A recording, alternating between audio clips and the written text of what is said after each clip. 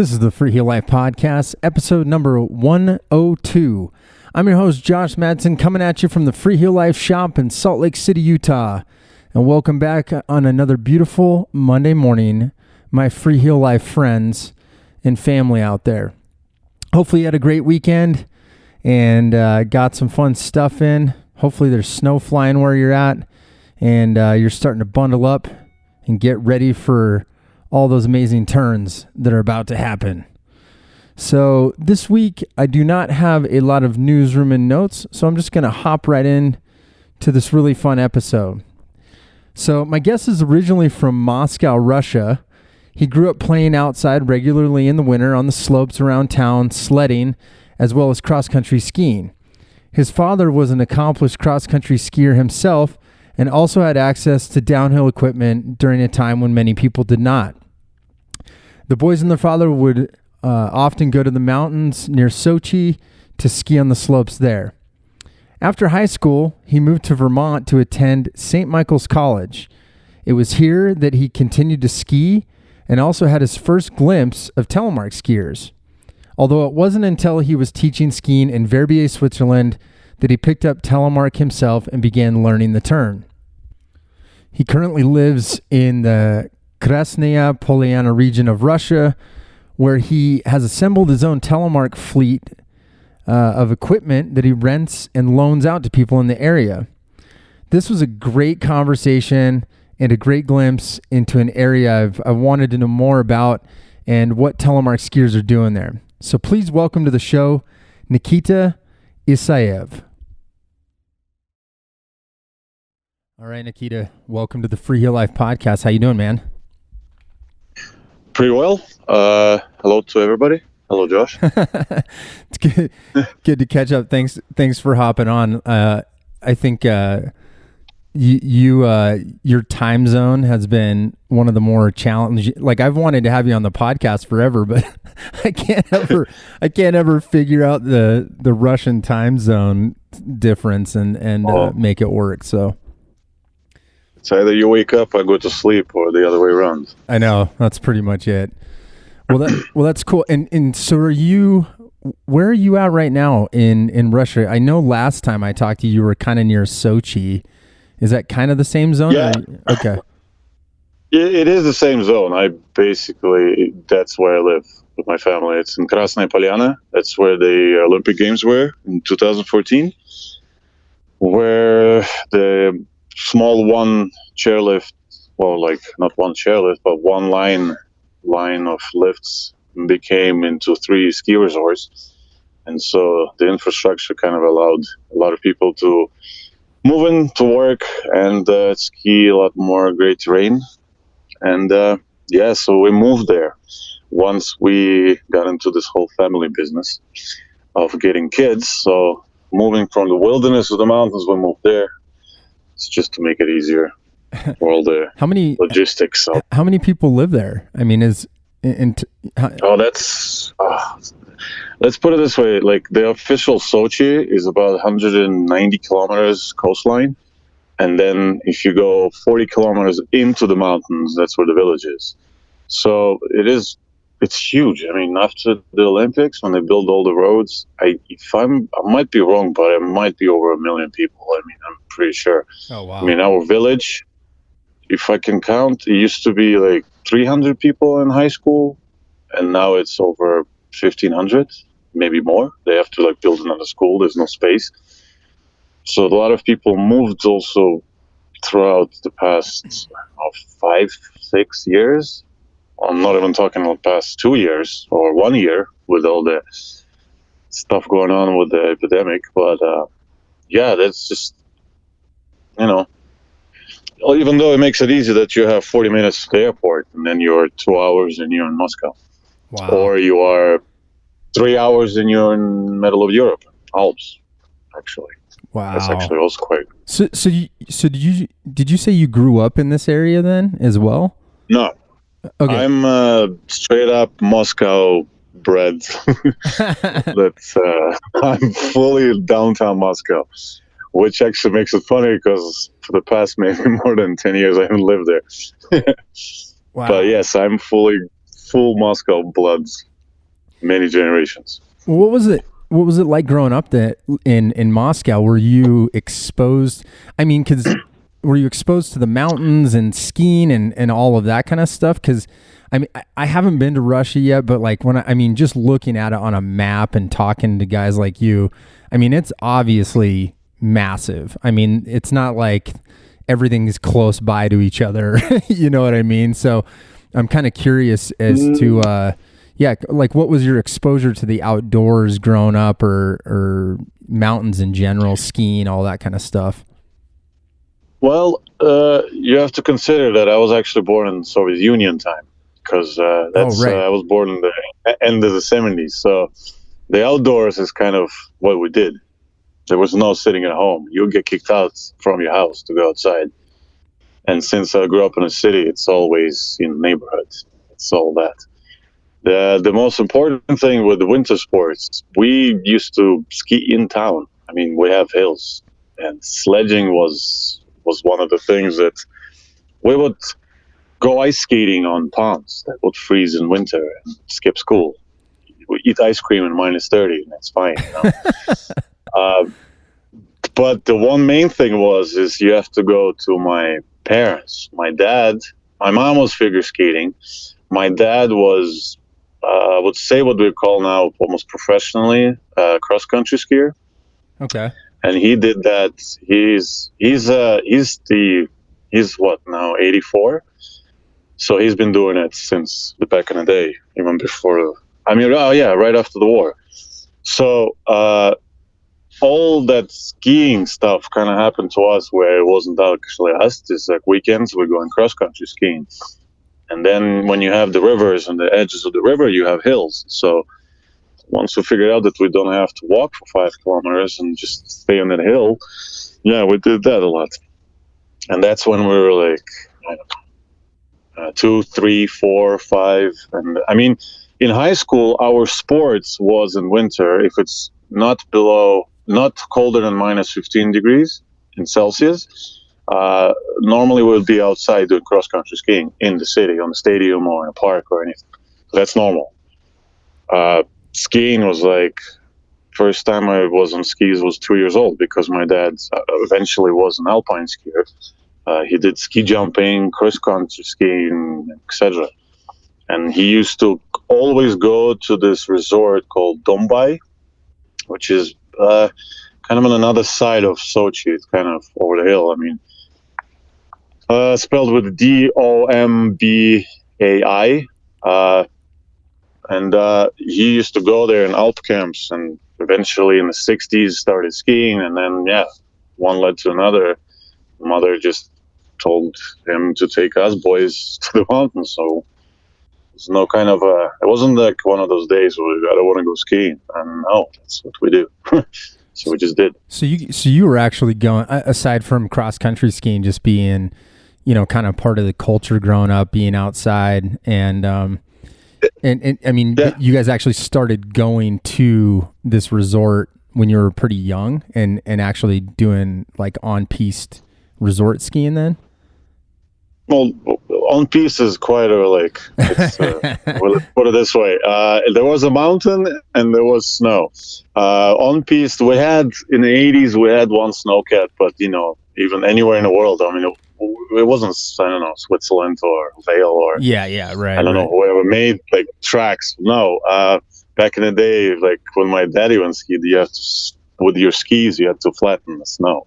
Wow. So basically, when it snowed, and plus, it's not like, I have to mention though this, considering that yes, Soviet time, not many people had many things, but I was fortunate enough to have equipment. My dad was involved with sports, and he had connection with foreign companies that produced skis, and I believe also bikes. So he was able to get equipment as of like other people also. It was very, very small amount of people that could actually afford to get equipment, to go to the mountain, to get friends that can put you in hotels and sleep somewhere, because the conditions were like just find a bed That's where you put your bones, and then you go skiing, and that's where you spend all your time. So it's very kind of exclusive. And I mean, being a kid, I didn't know what it was exclusive. It's just nowadays I realize that. Yeah, my family was basically like, even my mom, she wouldn't go with us because she's like, you men go, you know. But my older brother was a hockey player. My younger brother, Nikolai, was also a hockey player. He also skied.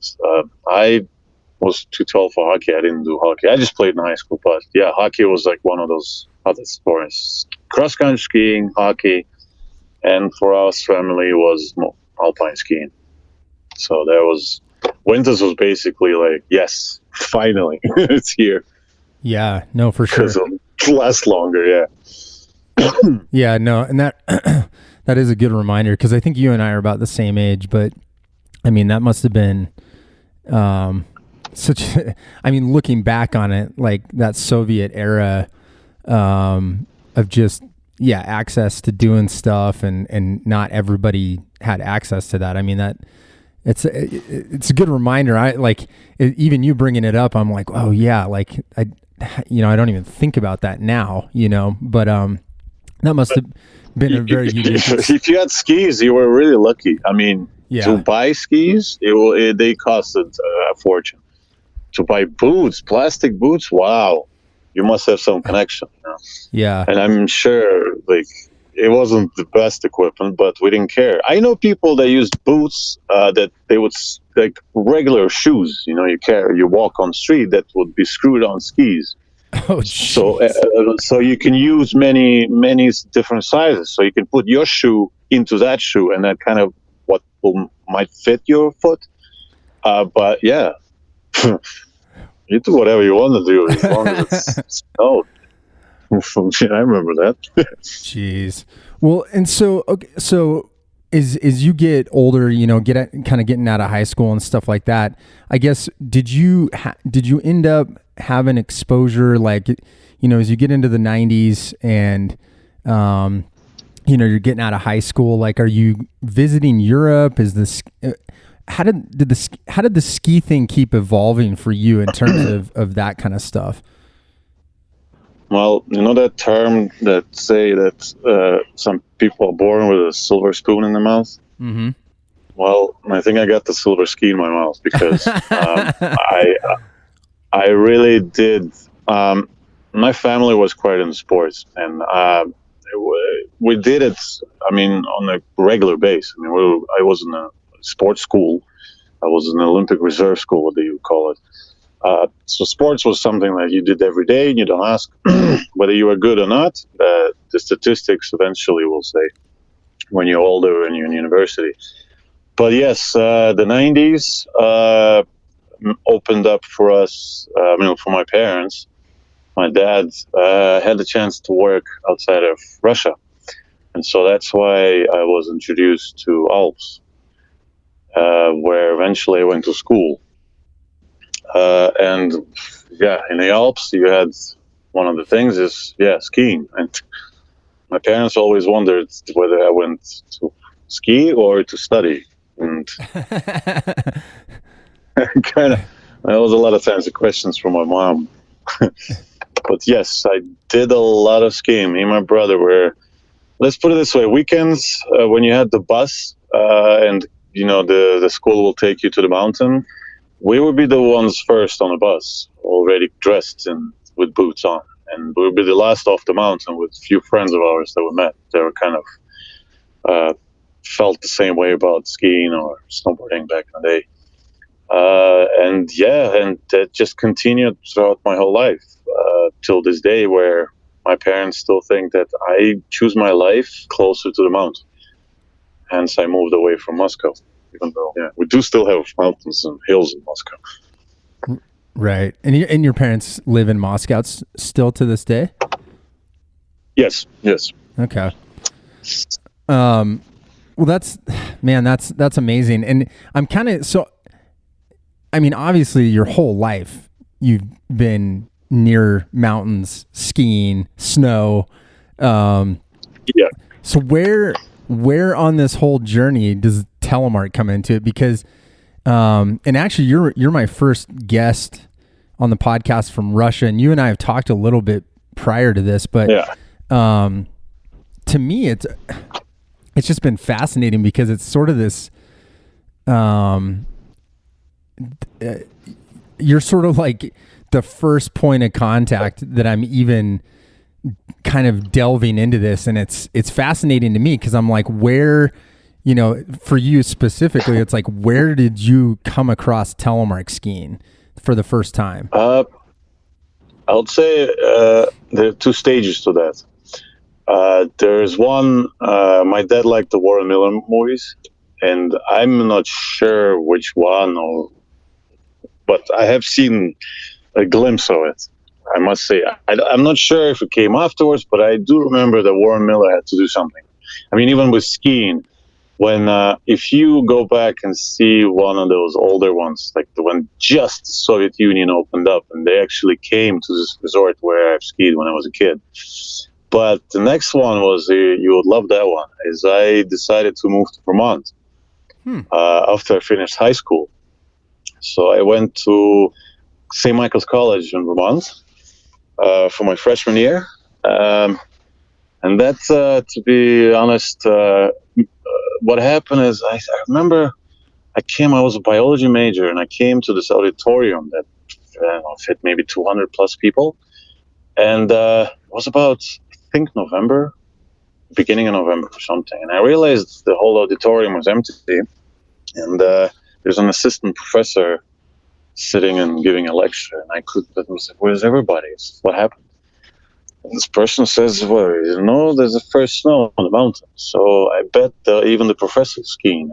All the students were in the mountain. And then I kind of got into this. I lived from Burlington to Stowe, Sugarbush. It's right there. But coming from Russia, drive from Burlington to any of the resort is like, whoa, it's right here. So that kind of started the whole Vermonter style of skiing, the icy bumps, and that's when I've met and I've seen telemarkers. I couldn't really understand, but yeah, I just saw them. I didn't really made anything out of it. So Vermont, there you go. I learned how to do the icy bumps, and then moved back to Europe.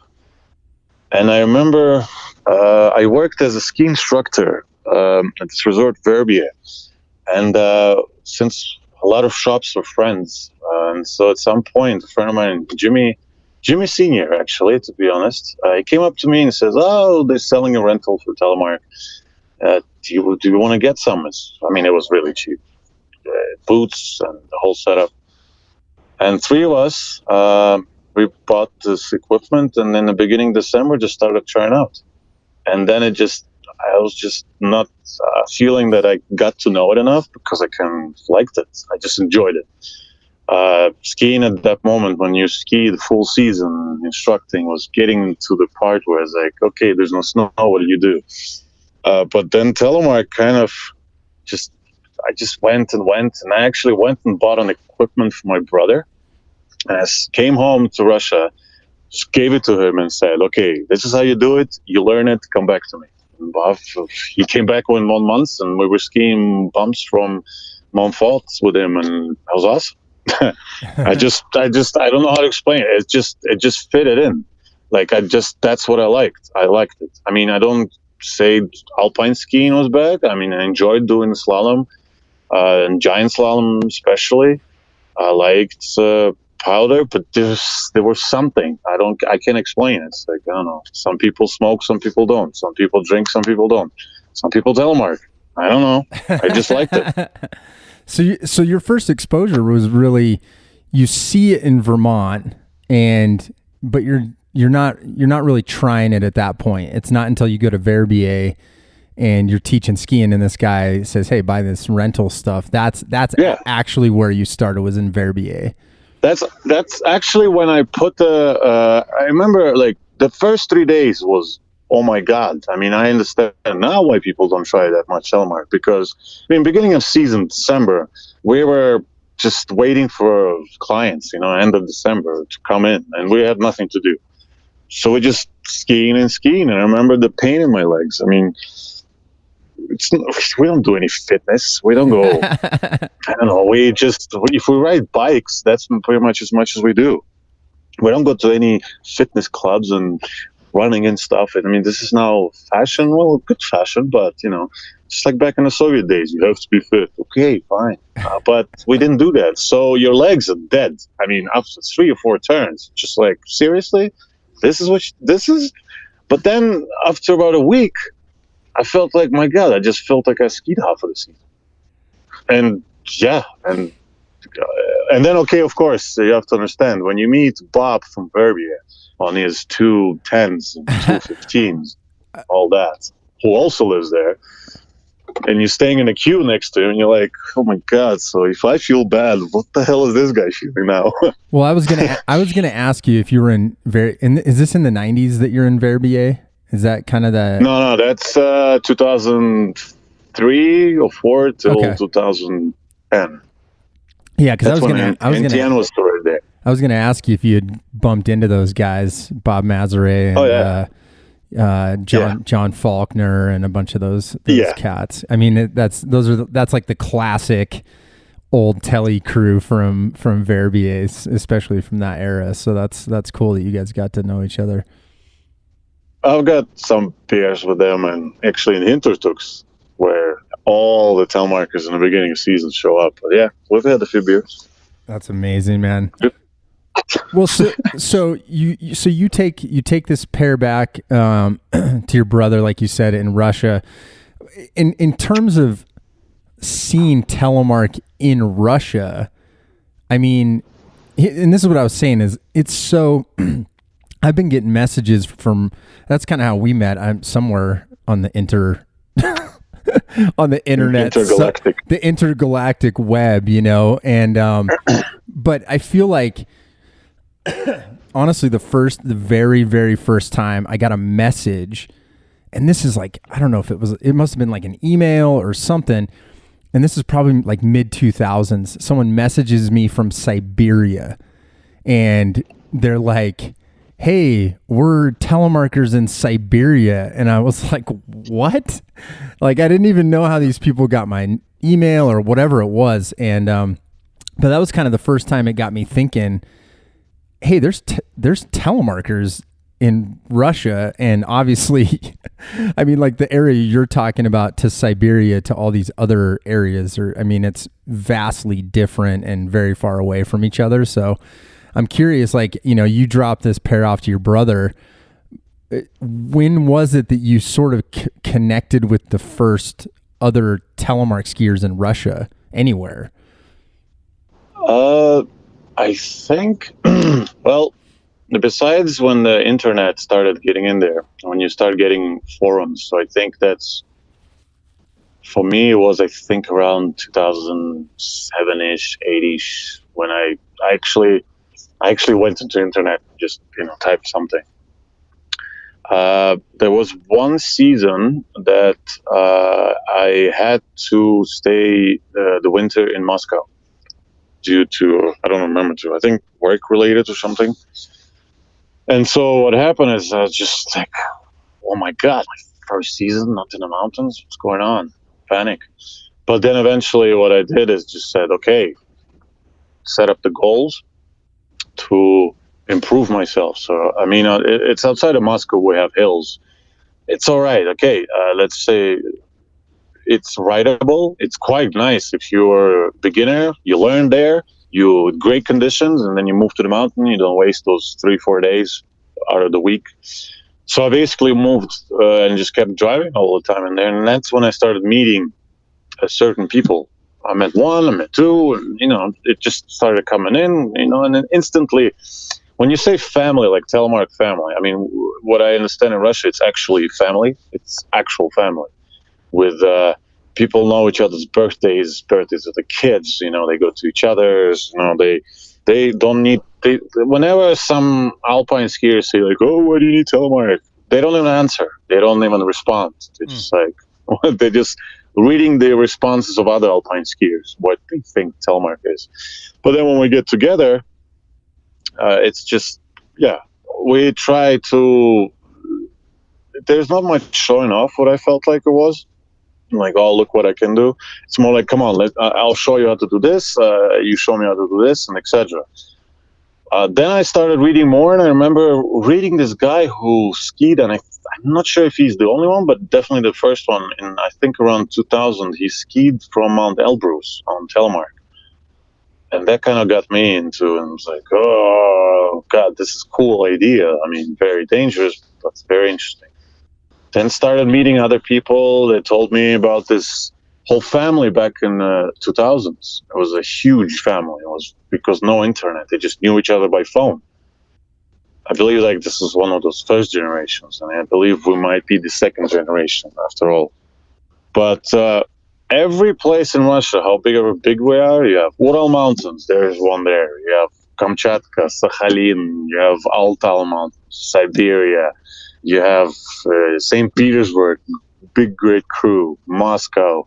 I mean, Ukraine, I know some guys in there, in Karpaty, in south, in Sochi, in Caucasus, guides. They all, some of them, Hibina, I'm sorry not to mention those, north.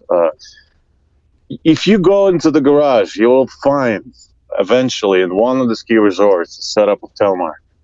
Like just even from back in the day when it was like in the 80s, because somebody would come from Norway or from somewhere and see it, and but they're just quiet ones. We know each other, but there's a big family. If we need to get them all together, that's the problem usually because everybody's so far away. Right. So there's like these quiet groups. You're saying that they're like strong and they're family, essentially families of little Telemark friends and family in these areas, and they're getting together and skiing. But there's probably a lot more than you realize from what it sounds like. And they're just, everyone's spread out across this massive country. I even believe that there are just some of them that they're not on internet, because I've met some telemarkers on the hills. I'll just show up to him and I'll be like, "What's up?" And then he'd be like, and then eventually I find out he's not even on the internet. He doesn't have an account on any social media. He doesn't have an account in forums. He's just a guy that has a telemark setup. I mean, I've met a few of them actually like that. So we do think that when we did the big festival in 2018, that there's quite a few people that were interested and came, but I believe there are much more. Whether they actually even really give, or I mean, okay, to be able to ride properly, you have to live at least near the mountain or in the mountain. You can't be coming like for a week, a holiday, and expect to like bomb some sort of crazy couloir or forest ride, because it's quite physical. But there are people that are telemark, that are actually specifically telemark only. So even kite surfers, in the winter they do telemark because they find it easier for them. They have these 220 skis, racing skis, and they kite on telemark bikes. Oh, jeez. Yeah, but you don't hear about them, but we know about them. So in 2018, you said you guys put together kind of a little gathering. Where was that, and how many people did you have show up? That was in Sochi, in one of the resorts, and that was one of the biggest gathering I think since 2004. Mainly because we have there's a lot of people that are involved. I have to mention, like, let's say the two twin brothers Egorov, that did the ski instructor course with the British. Then there is the Sergey, and there the powers of many people. Let's say even in Siberia, there's a cat service that provides. They already skiing powder actually. He will like finance partially something. Everybody kind of put something together in this big bucket, and it was eventually possible to be a part of what we have is the ski instructors championship all over Russia. They come all over and they race, and then every ski school kind of shows what they can do. And so we did. They gave us opportunity to do a race course, And for a week, we had an opportunity to give people lessons and give them out equipment. Because before it was kind of tough. It was more like, oh, I have 2 pairs of skis. I'll give one ski to somebody to try. But the problem is with the boots. I started with switching. If a friend of mine had the same size, I'll put my liner inside his Alpine, and then I'll give him my setup for Telemark and kind of give him an idea. Showing how to Telemark on ski touring equipment is another thing. Oh my God. But I had to do that because we just had, let's say, my setup, and it was one binding or even 2 bindings, but 1 pair of boots. That's it. So that was the first time in 2018 when we had finally able to get equipment. 22 Designs send us bindings. I've had people from Scott help us out with bindings and boots. And yeah, that was like this one memorable moment we had. It was difficult, but not impossible. Yeah. Well, and I'm sure is, like you said, and this is a common theme everywhere in the world is if there's no equipment to share with people, it's really hard to get them into it. It's not that people don't see it and, become interested, but it's like having the right boot to fit them and having a ski and a binding that fits and whatnot. So, I mean, since that event, have you guys been able to maintain sort of any sort of like small rental fleet or something that you guys can use to give to people now, or? Yes. I mean, there are kind of 2 sides to this thing.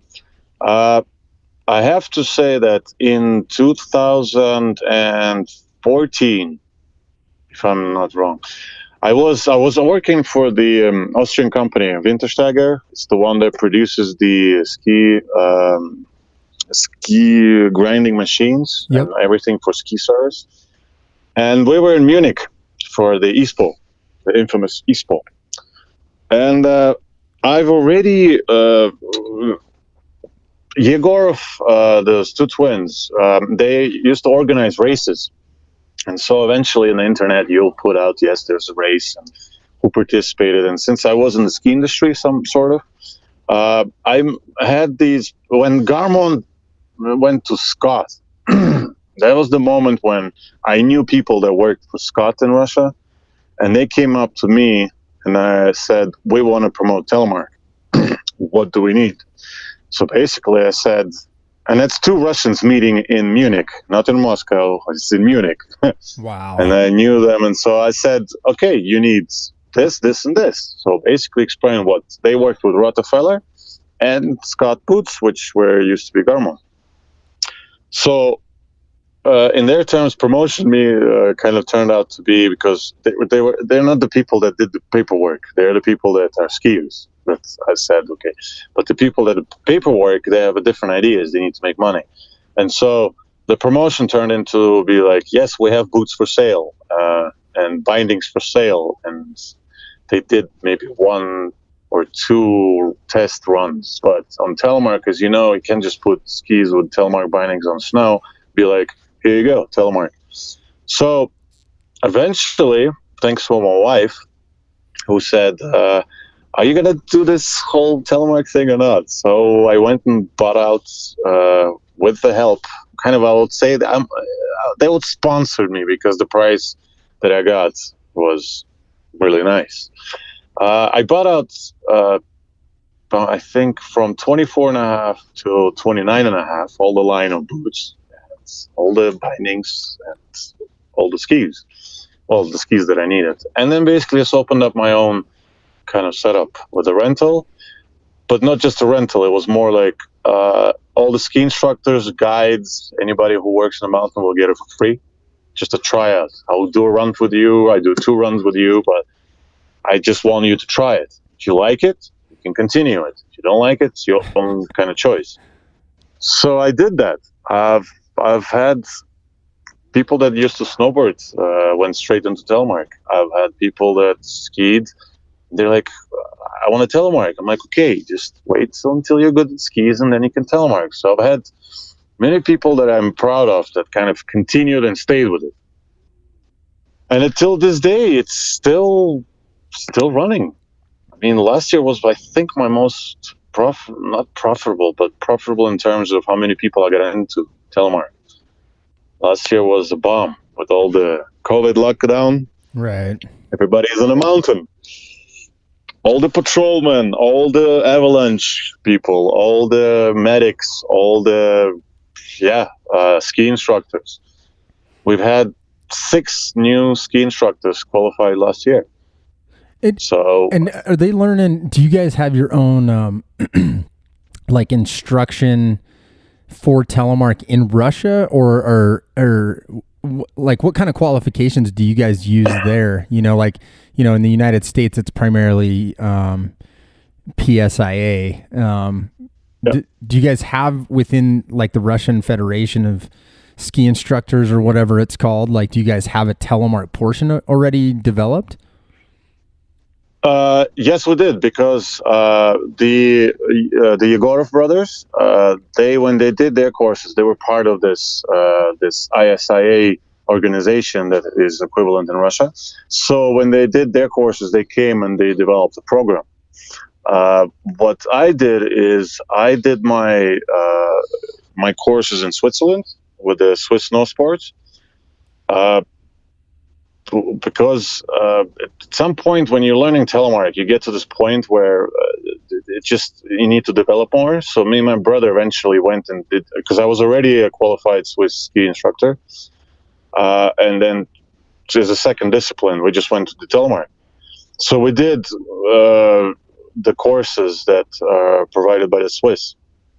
Bastian Dyer was my Telemark teacher when I wanted to go a level up. He's a World Cup racer, one of the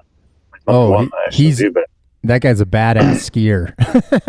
He was my teacher. Was my teacher. Yeah, that's amazing. That guy's technique is flawless. It's pretty impressive. Yeah, so I figured, I did the courses with him, and for me, I was getting older, so I wasn't staying in a ski instructing business. Because it's enough sometimes, and so that's when what I do is when I introduce Telemark, I use the Swiss, what I did the qualification. So it's kind of two things. You don't just take a rental from me. It's you come with me with the skis, and I'll explain to you how it's done, what you need to do, and if you have a professional who works on a mountain. He's physically fit. You don't need to explain much of biomechanics to him as if you do to, some tourists that come to the mountain. I mean, they come to relax. They don't come here to, instructions. So for me to get those people into it is easiest. So that's what I did. That's what was my goal in the beginning. The more I get those people in, the more professionally I can get them in, having my Swiss qualification. We'll see what happens. Wow, that's amazing. So you've been able to kind of put together almost like a full service instruction package with a rental, and get people on the hill and actually give them instruction about how to do this thing that they're interested in. Yep. Yeah, that's amazing, yes, man. What do you? That was the goal. And that's what it's working now. And you're going to be doing that this season as well, like you have in the past. Then I'm assuming. This season, yes, I'm continuing because last season it was a kind of more of a tryout because it went a bit bigger than 2 years ago or even 3 years ago. To have your equipment somewhere, you have to have a rental place. So to have a rental place means you have to work with somebody. That means you have to be there. My idea started where I can just be on a mountain and I can just ride. I mean, this is the favorite places that I have on the mountain. And I just ride. I just ride because I want to be ready for those days that are, the days you need to be ready for with the snow and all these conditions. So I'll just ride and people will just see it. And when people see it, it's a bit different than when you read it or you see a picture. I mean, yeah, it's great, but you can see me every day, almost every day. And then people started asking me. I started giving them. But then eventually last year, I went through the owners of these big stores, like the chain of shops that's open since 1988. They've been in business with mountain equipment.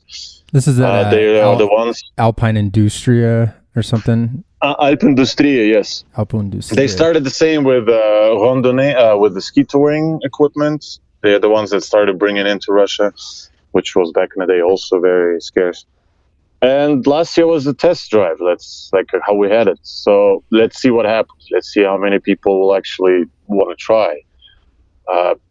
Difficult also was because we just had so many people. Beginning was not much snow, and the equipment is mine. And I'm kind of, in December and January with no snow, and then I have to fix it all. So kind of was a bit, for me, it was a bit like, but last year, when let's say the last phone call I had to try out was 8th of May. Wow. When, it was the person that came that says he has a 31st size of boots. And he wants to try Telemark. I'm like, buddy, I'm sorry, but you can come up and try to fit your foot in, but I'm really happy to hear that. But that was the last phone call I had. It was considering all the resorts were closed on the end of April. So, well, and so it seems like honestly, from my perspective, it's like you're doing all the things that I always talk about, like, these gear deserts anywhere in the world where there's like, if there's no gear, there's no instruction, Telemark's not going to grow. So it seems like you've kind of got the elements, the seeds are planted, so to speak, and people are there and they're interested. Seems like it might just be getting the right support over a long, sustained period of time. And I'm not sure how you feel about it. And excuse me, but that's it's a big task, right? I mean, like you said, it's like your rental fleet, but then you kind of got a shop sort of helping out. But I mean, this is one of those challenges that I see over and over and over again. And it's like, you're just one guy trying to hold it down. And of course you get the hard calls for like a 31 boot, Yeah. I mean, that's classic. Thing is here is that it's a new market.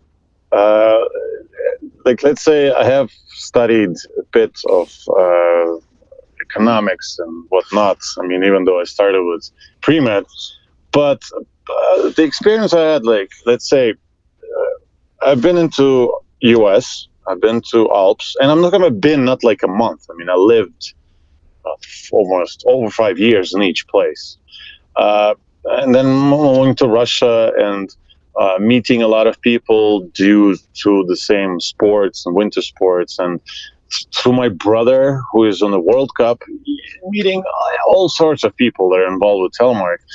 I can take bits and pieces that I can adapt to Russia, because the system, let's say, what Freehelo, let's say, is what Richard is doing. It is kind of the same, but except that financially it's a bit difficult for me to have, let's say, 50 boots and 100 pairs of skis. I mean, let's put it this way. It's not difficult. It's not impossible, but it's difficult. Right. I just don't see that there's some risks going on. What's for me was the idea was to give the possibilities to people that want to. If they see it, they want, okay, here you go. And then let's see what happens. If you see a lot more people in the big resorts or the community in, let's say, in Sochi, where a lot of people coming in there, I've done it in another resort. It just didn't work as well. It's just another resort, another community, and other people coming in and out. But let's say those same ski instructors, before doing any examination or going to the ski school and getting like the certificate, I said to the owner or to the chief of the ski school, I'm like, look, 3 days, night skiing, let's just do it. Let's just try it. I mean, I'm not And that's how we're just doing by bits. So I took it out of places, used it a bit, and then it's just an experiment. I'm sure maybe somebody will come up and buy 1,000 pairs and just be like, damn. But yeah, who's going to teach? It's kind of, Well, so if you need two hands to clap, that's what I felt like. Just an experiment. It was just a hobby. To be honest. Yeah, no, and I think that's what's cool is sometimes just somebody doing those experiments opens up the idea to somebody that may be willing to come in, and make a more substantial investment, or you find a group of people that are willing to kind of get it up and going. Like obviously doing it by yourself is difficult, but it seems like. I guess to kind of wrap up, where do you think Telemark's going to go in Russia in the future, in these different areas? Do you see it growing? What do you see the biggest difficulties being? I believe that it's like in the car industry, you have these vintage car classics meetups. They do these drives on some windy roads. I don't know, in Vermont. Mm-hmm. On a fall day. That's what I see as Telemark. I see it as a recreation of mind people that are just sometimes they're like just want to get away, but I don't know, because for me it's just something that I like, and I can explain. Okay, I can speak well the turn, and yes, I do love the edging. But in terms of people, I just feel like it's one of those things that, like, somebody will try and somebody will stay in it. And once we can give them an opportunity, it has to be not like, I get a rental shop and I just give it to them. I think once we're creating a community, and that's the people that will give it away. It's difficult to say because the internet, in terms of talking, it's not everybody's in it. Once you're getting younger people, not many younger people are getting to it because sometimes it's cooler to be on snowboard. I feel like it's just going to be like I said, classic car enthusiasts, classic skiing. Even though it's going to be on NTN, it's the same thing. If I change my chassis on my classic 1960 Mercedes and it runs better, it still looks like a 1960 Mercedes, but who cares? Yeah. So I feel like while I'm still alive, let's put it this way, whatever happens, happens. If somebody comes up to me and says, hey, cool. Somebody comes up to me and is like, I feel bad for your knees. I'm like, well, let's go have a beer then. That's funny, man. Well, I appreciate everything you're doing where you live, man. And I think just the fact that I hope this kind of opens people's eyes to another one of these great places around the world where here, there's someone there, they've got some gear, they're willing to share the turn. Let's not spread the word about the ski places in Russia yet. Before like I said, it's the ski patrol that has to ski it first, and then the rest of the people. So I'll let you know where to come later. Yeah. We'll have like a secret introduction to Russian mountains to visit, but you have to have a secret password or something. So. Yeah. Bring your 35mm camera. I love it, man. All right, brother. Well, thanks for coming on the podcast, man, and thanks for being my first Russian guest and sharing what's going on over there. I appreciate it. Thank you very much, and have a good evening. До свидания. I love it. Awesome. Digging into a new part of the world for me in terms of just learning a little bit about Telemark in these different areas. And like I said, over the years, people have kind of popped in here and there, and we've either had a hard time staying in contact or, he mentioned a couple other Russian groups that I do have contact with, and we talk occasionally. But there's so much distance and even between our countries, let alone kind of like Nikita was saying in terms of the distance between each of all of these groups out there. And obviously the internet's been pretty cool because that really kind of helps tie people together in a different way that did not exist back in the day. So it was a really fun conversation, kind of getting to know what Nikita's doing in his area. And I think it's super important. And it's I think this is that common theme, whether it's here in the US, Canada, Europe, Russia, there's this desire for people to learn to telemark. A lot of times it just really takes one person sort of kickstarting things, getting some equipment to loan out, coming up with some sort of instructional method. And that's kind of how it happens. And I think there's so much potential there, and it requires groups of good people, good community, passionate people. And I really appreciated hearing his story and kind of what he's up to. That was a lot of fun. And hopefully I'll be able to get some of my other Russian friends on here in the future. I would love to hear their stories as well and kind of dig into the history of more telemark skiing in Russia and just what's going on there. I love that. So as far as staying in touch with us, as always, you can sign up for the mailing list at the link provided in the show notes. This is a great way for you to find out about all the great content that's coming out, things that are going in the Free Heel Life shop for the week, new videos that are out on the YouTube channel. It's a great place to stay in touch. So please sign up for that. You can also find us all over the intergalactic web on the social medias and whatnot, both at Free Heel Life and Telemark Skier Magazine. As always, we'd love to be your preferred telemark shop, rather.